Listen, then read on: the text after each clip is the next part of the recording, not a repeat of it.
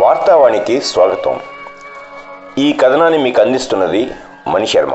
వైసీపీది same TDP పరిస్థితి. గత ఎన్నికల్లో అధికార పార్టీగా ఉన్న టీడీపీ కోరుకున్నట్లు ఒక్క పని కూడా జరగలేదు. ఎలక్షన్ క్యాంపెయిన్ మొత్తం వైసీపీ చెప్పినట్లే జరిగింది. అధికారుల మార్పు ఆ పార్టీ సిఫార్సు మేరకే జరిగింది. పోలింగ్ కూడా వారికి లబ్ధి చేకూరేలా నిర్వహించారు. చంద్రబాబుపై కేంద్ర పెద్దల ఆగ్రహాన్ని నాడు జగన్ సద్వినియోగం చేసుకున్నారు.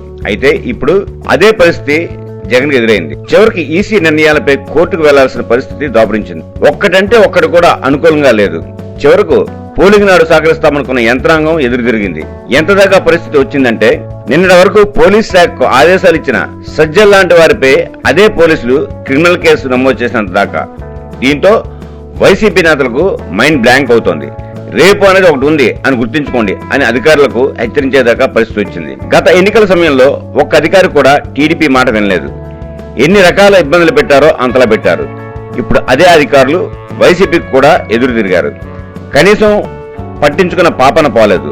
నెల్లూరు జిల్లా కలెక్టర్ తమకు సహకరించలేదని, కూటమికి అనుకూలంగా పనిచేశారని సాక్షాత్తు ఆ జిల్లా మంత్రి కాకాని గోవర్ధన్ రెడ్డి ఆవేదన వ్యక్తం చేశారు. ఎలక్షన్ కమిషన్ మొత్తం టీడీపీ కూటమికి బాగా సహకరించిందని నరసాపురం వైసీపీ ఎంపీ అభ్యర్థి అనిల్ కుమార్ యాదవ్ తెగబాదపడిపోయారు. మంత్రి అంబటి రాంబాబు అయితే తన నియోజకవర్గంలో 2 చోట్ల రీపోలింగ్ నిర్వహించాలని ఏకంగా న్యాయస్థానాన్ని ఆశ్రయించారు. పేర్ని నాయన అయితే తెగ బాధపడిపోయారు. తమ ఫిర్యాదులను పట్టించుకొని ఎలక్షన్ కమిషన్, టీడీపీ కూటమి నేతలు ఇలా అడిగారో లేదో యాక్షన్లకు దిగుతున్నారని వాపోయారు. ఏపీలో శుక్రవారం 2 ఘటనలు వైసీపీకి కంటి మీద కునుకు లేకుండా చేశాయి. ఒకటి, ఏపీ వెంకటేశ్వరరావుకు పోస్టింగు.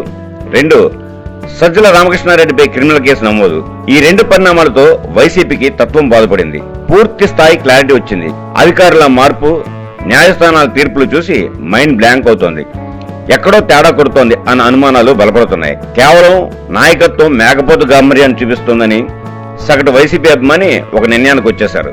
అయితే సజ్జలపై కేసు నేపథ్యంలో రేపు అంటూ ఒకటి ఉందని పేరునని అధికారులను హెచ్చరించారు.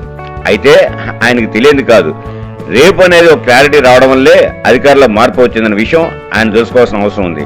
మొత్తానికైతే వరుసగా జరుగుతున్న పరిణామాలు వైసీపీకి కంటి మీద కునుకు లేకుండా చేస్తున్నాయి. ఇక్కడతో ఈ కథనం సమాప్తం. మా ఈ వీడియో మీకు నచ్చినట్టయితే మరిన్ని అప్డేట్స్ కోసం లైక్ చేయండి, షేర్ చేయండి, సబ్స్క్రైబ్ చేయండి.